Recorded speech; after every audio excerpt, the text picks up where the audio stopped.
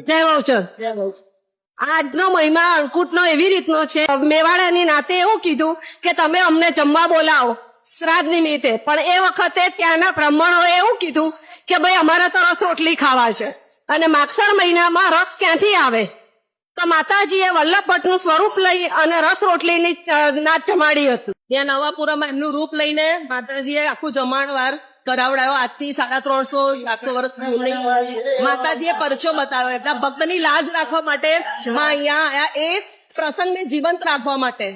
હાલમાં પણ અહીંયા માતાજીને ગર્ભગૃહમાંથી અહીંયા વર્ષમાં એક દિવસ બહાર લાવવામાં આવે છે. બાકી માતાજી બિરાજમાન રહે છે ગર્ભગૃહમાં જ, પણ માતાજીએ અહીંયા મધ્યાહન એટલે બપોર પછી ભોજન પીરસ્યું હતું. તો અહીંયા પણ અન્નકૂટનો મહિમા બપોરનો છે, બીજે બધે સવારનો હોય છે, પણ અહીંયા બપોરનો કેમ છે? કારણ કે માતાજીએ મધ્યાહનમાં એમનું સ્વરૂપ ધારણ કરીને અહીંયા બધે માં રસ રોટલી જમાડેલી. એટલે મારા ગર્ભગૃહમાંથી અહીંયા તમે જોશો તો ત્યાં માતાજી બિરાજમાન નીચે બેસાડીને દરેક જણને દર્શનનો મોકો આપે છે. લાવો 8 વર્ષે મળે છે, વર્ષમાં એક જ વાર માતાજી ગર્ભગૃહની બહાર આવે છે.